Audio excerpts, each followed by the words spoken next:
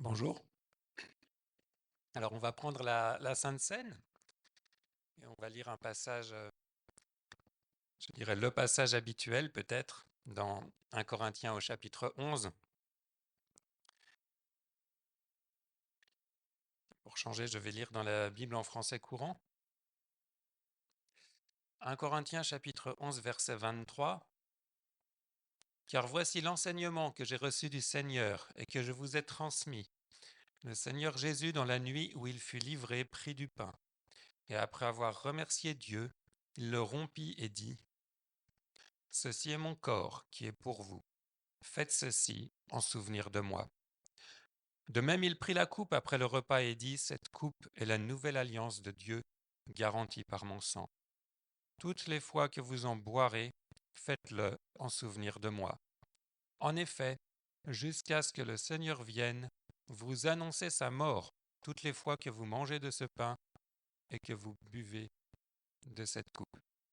On va maintenant prendre la Sainte Seine. Et dans le passage que nous avons lu, l'apôtre Paul nous explique la signification de cette tradition.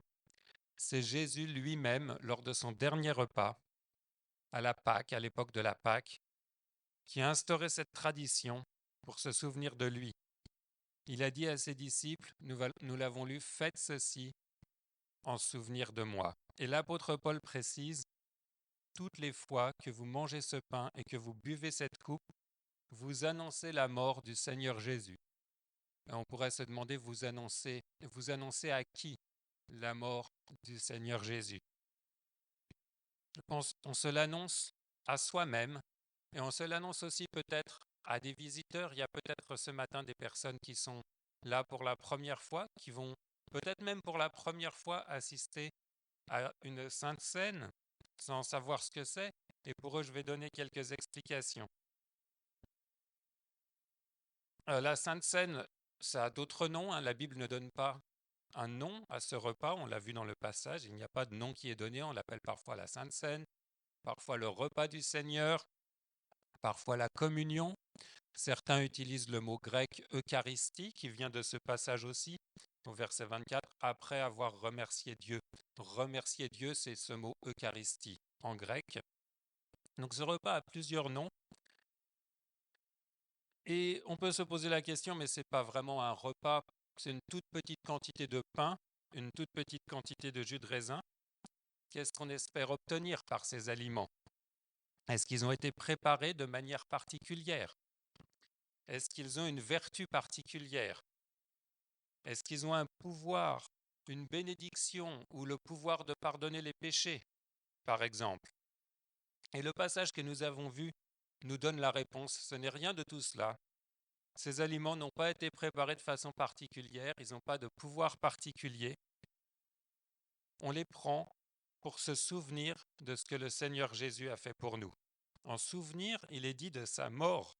Et là encore, on pourrait se demander, pourquoi est-ce que Jésus a demandé qu'on célèbre sa mort? Souvent, quand on célèbre une personne célèbre, on célèbre plutôt sa naissance ou peut-être un jour marquant dans sa vie. Et Jésus n'a pas demandé qu'on se souvienne par un repas ou par un rite d'un discours qu'il a prononcé ou d'un miracle qu'il a effectué lors de son ministère sur terre. Il a demandé par contre qu'on fasse ceci pour se souvenir de sa mort. Pourquoi? C'est parce que la mort de Jésus n'était pas un accident.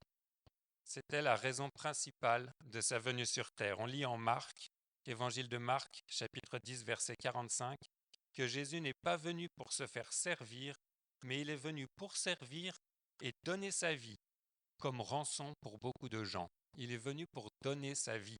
C'était le but principal de sa venue. Plus important que tous les enseignements qu'il a donnés, plus important que tous les miracles qu'il a donnés, il est venu pour donner sa vie. Comme une rançon, c'est-à-dire qu'il est mort pour notre bénéfice.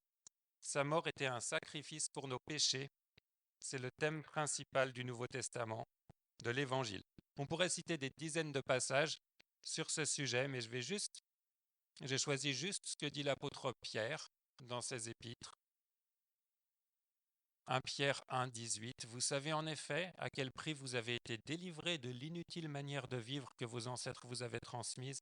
Ce ne fut pas au moyen d'objets qui perdent leur valeur, comme l'argent ou l'or. Non, vous avez été délivrés par le sacrifice précieux du Christ, qui a été comme un agneau sans défaut et sans tache. On l'a chanté tout à l'heure, Jésus, agneau de Dieu. Le Christ avait été choisi par Dieu avant la création du monde.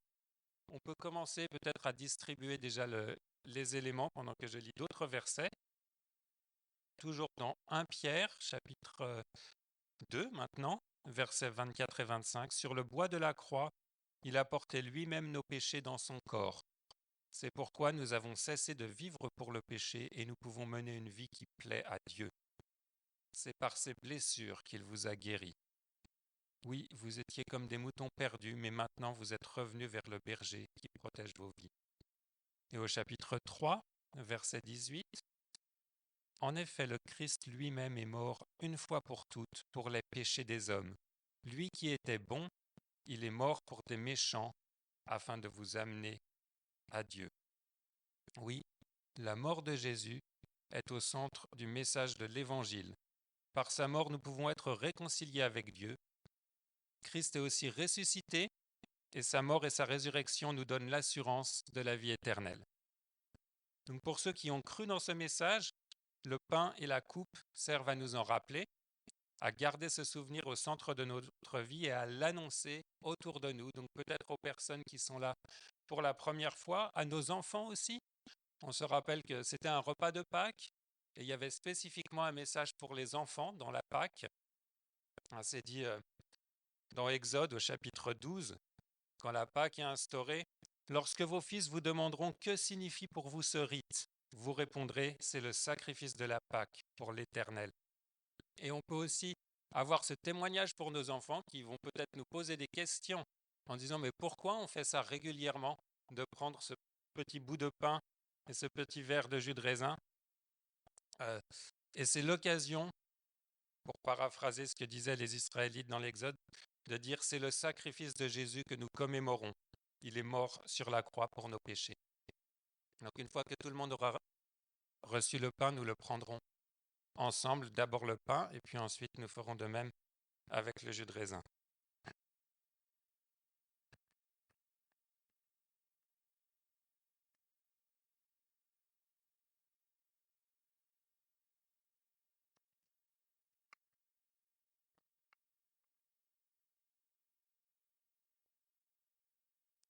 Donc, comme je l'ai dit, c'est pour ceux qui ont cru dans ce message. Voilà, si vous croyez en ce qui a été partagé, le sacrifice de Jésus, la signification de ce que nous faisons maintenant, alors je vous invite à prendre le pain.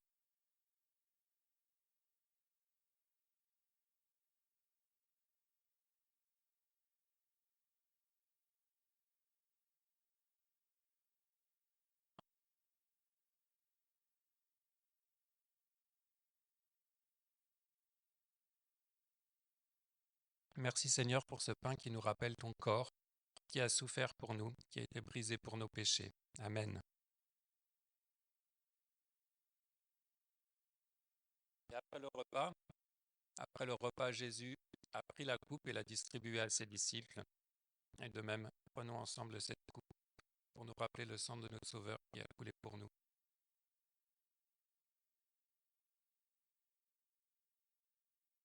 Seigneur, merci pour cette coupe qui nous rappelle ton sang qui a coulé pour nous.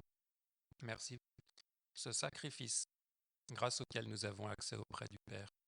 Amen.